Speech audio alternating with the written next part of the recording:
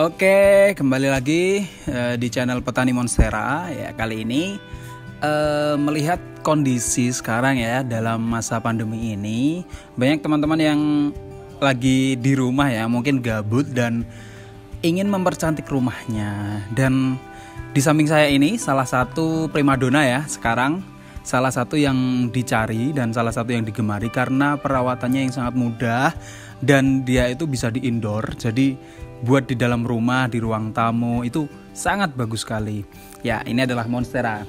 Di samping saya ini adalah Monstera deliciosa. Ya, Monstera deliciosa. Jadi Monstera ada beberapa jenis ya, ada Borsigiana, ada deliciosa. Terus masih banyak lagi, tapi yang populer di kalangan kita ya deliciosa dan Borsigiana kayak gitu. Ini deliciosa kebetulan juga sudah berbuah. Jadi ada buahnya dan buahnya itu katanya rasanya enak. Jadi diambil dari nama buahnya yang katanya enak itu, makanya dikasih nama deliciosa, Monstera deliciosa. Di video kali ini, jadi sebelumnya ini kita udah bikin nih video tentang Monstera yang ditanam di tanah, ya kan? Nah, di video kali ini sebenarnya saya ingin menjelaskan update-nya. Jadi setelah 1,5 bulan kurang lebih itu sudah tumbuh berapa daun sih? Nah itu di video kali ini saya mau jelasin. Sekalian nih saya mau ngenalin nih Monstera yang barengannya yang ditanam di tanah. Jadi ini barengannya yang tanam tanah kemarin di video kemarin, ini barengannya. Jadi kan dulu kan beli dari petani itu ada 2 bonggol dalam 1 pot. Nah yang satu tak taruh di pot, yang satu tak taruh di tanah yang di video kemarin itu. Jadi nanti bisa buat perbandingan aja sih, mana sih yang lebih subur kayak gitu kan, ditanam di pot atau ditanam di tanah. Oke, langsung aja kita menuju ke Monstera yang di tanah ya buat lihat perkembangannya. Oke, nah jadi ini Monstera yang di video kemarin yang pada tanya tentang update-nya, udah berapa daun tumbuh dan udah seberapa tinggi. Ini nih Monstera yang saya tanam di tanah dan sudah merambat di pohon nangka. Ya, jadi akarnya itu sudah benar-benar kuat sampai nggak bisa digoyang lagi batangnya.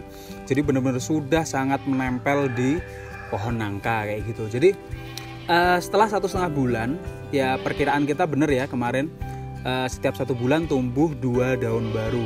Setelah 1,5 bulan ini kira-kira sudah 2 daun baru. Ini sama yang sebelah sana.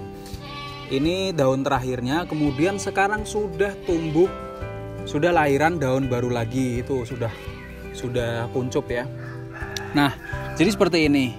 Kalau ditanam di tanah itu dan dirambatkan di pohon, kelebihannya adalah jadi dia kalau udah menemukan sandaran atau rambatan, nutrisinya itu akan difokuskan ke pembesaran daun. Jadi daunnya itu tambah besar. Contoh, ini daun awal-awal nih. Ini daun awal-awal Monsteranya. Kemudian ini daun terakhirnya. Jadi dia membesar. Jadi kalau kelebihannya Monstera yang ditanam di pohon itu ya tadi saya ulangi ya, tadi ada sedikit kendala. Karena dia sudah menemukan rambatan atau sudah menemukan istilahnya sandaran, jadi nutrisinya itu tidak difokuskan lagi ke penguatan batang, tapi nutrisinya itu difokuskan ke pelebaran daun. Nah kita lihat nih, ini daun pertamanya awal-awal ditanam sangat kecil ya, beda banget sama daun yang terakhirnya yang gede banget nih. Ini cuma selang beberapa daun, daun terakhirnya sebesar ini, dan ini sudah lahiran lagi. Jadi itulah kelebihan kalau ditanam di tanah kemudian dirambatkan di pohon, atau bisa dirambatkan di tembok juga kalau kalian di rumah ya. Jadi kalau dia sudah menemukan rambatannya, nutrisinya akan fokus ke pelebaran daun seperti itu. Ya ini update-nya ya. Update-nya sudah ada 2 daun baru sempurna dan 1 daun masih kuncup, jadi baru keluar. Nah itu jadi lumayan cepet sih. Biasanya ada yang ngeluh tuh, Monsteranya kok jarang keluar daun ya, jarang ini ya. Mungkin belum betah ya di rumah kalian atau di media tanam tersebut. Jadi Jadi tanaman itu bener-bener gimana ya, menanamnya atau merawatnya itu bener-bener harus pakai rasa gitu. Jadi kalau awal-awal belum jatuh cinta itu emang apa namanya, belum betah itu emang susah ini. Nah, jadi kalau kalian punya monstera di rumah itu ya sebisa mungkin sih dikasih rambatan biar daun barunya itu semakin besar kayak gitu ya. Seperti teori yang sudah dijelaskan tadi. Cuma kalau nggak dikasih rambatan juga nggak masalah sih. Tapi emang kalau dikasih rambatan emang daunnya semakin lama itu semakin besar seperti itu. Dan monstera ini perawatannya gampang-gampang susah sih ya. Ya cenderung ke mudah.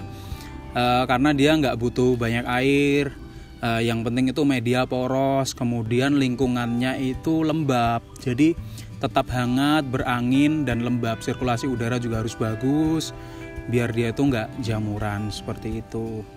Ya gampang-gampang susah sih monstera ini, dan ini bener-bener cantik banget, jadi bisa mempercantik rumah kalian seperti itu.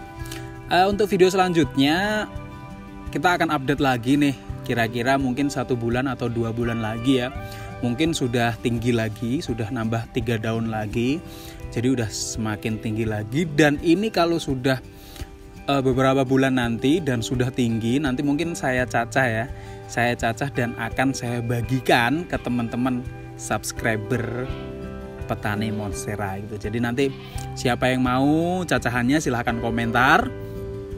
Nanti bisa diinden dulu, jadi nanti kalau sudah tinggi banget bisa mulai kita cacah dan kita bagi-bagikan ke teman-teman. Ini Monstera deliciosa. Oke, mungkin video kali ini sampai di sini saja, mengenalkan tadi monstera yang di pot dan ini monstera yang perkembangan yang monstera di pohon seperti itu. Sampai jumpa dan selamat menanam buat teman-teman yang sudah lama menanam dan masih baru. Selamat menanam dengan rasa, menanam dengan cinta. Mari kita hijaukan bumi. Sampai jumpa di video selanjutnya. Oke.